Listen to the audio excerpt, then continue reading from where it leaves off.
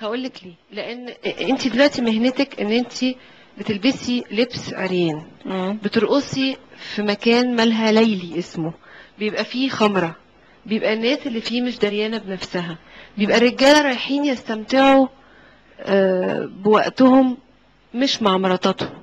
لا، مين قال بقى الكلام ده؟ لا، ده غلط جدا ده. لا، ليه بقى؟ ليه؟ يعني انت شايفه يعني شايفه ان كل الحاجات اللي بتقترن بمهنتك مش حاجات كلها مشينه جدا؟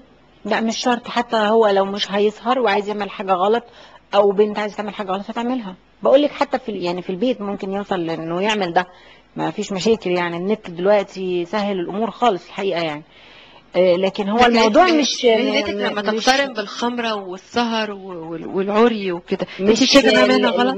يعني مهنة الرقص الشرقي مش شرط ان علشان ترقص لازم تكون في مكان فيه خمرة. خلي بالك، يعني في حفلات بتتعمل ما بيبقاش فيه كده لكن في. الفنادق اللي انت بترقصي فيها لازم الناس اللي بتتفرج عليكي طب سكرانه. والناس اللي بتخش في نادي 5 نجوم دي يعني يعني ناس بايظة للدرجة دي يعني، وهم مش قادرين يعملوا ده بره يعني؟ لا، لا، دي مفهومة خطأ.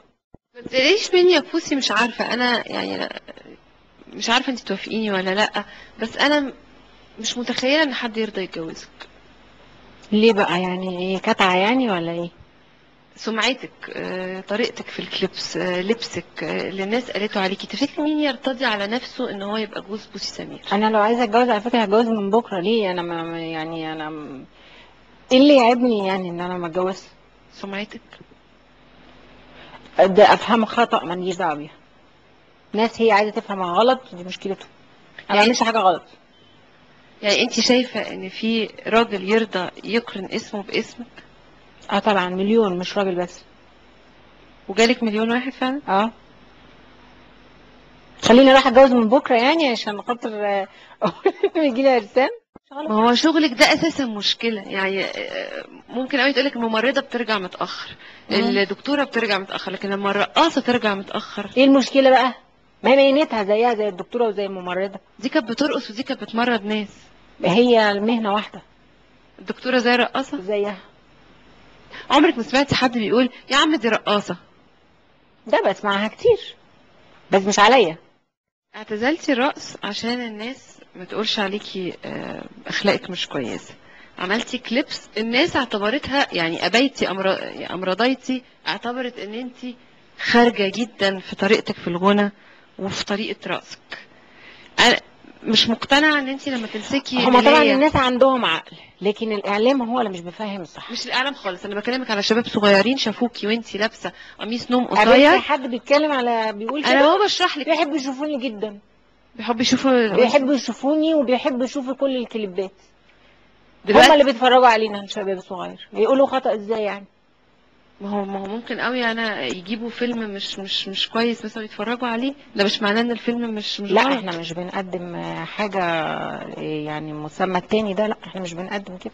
انا بقول لك لما انت تبقي لابسه حاجه قصيره وماسكه ملايه بتقطعي فيها وبتقولي جوه وبره وافتح وحاجات كده، انت شايفه ان ده صح؟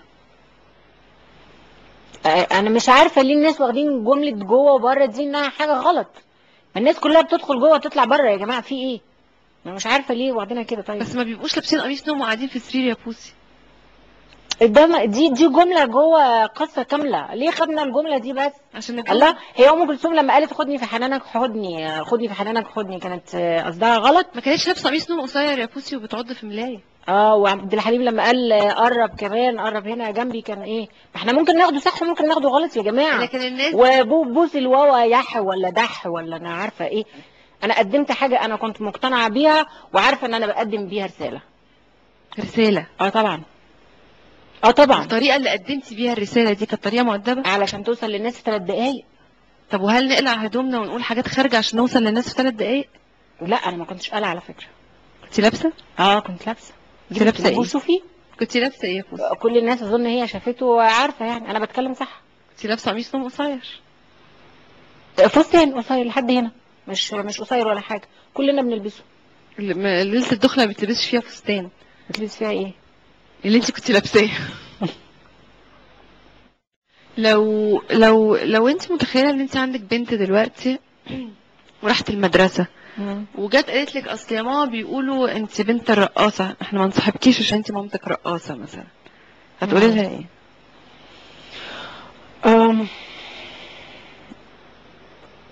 ما انصحكيش عشان مامتك رقاصة، دي صعبة قوي دي.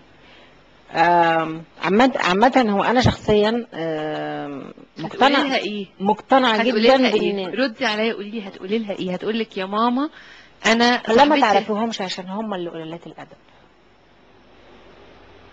هم عشان اللي اهلهم ما فهمهمش الصح من الغلط.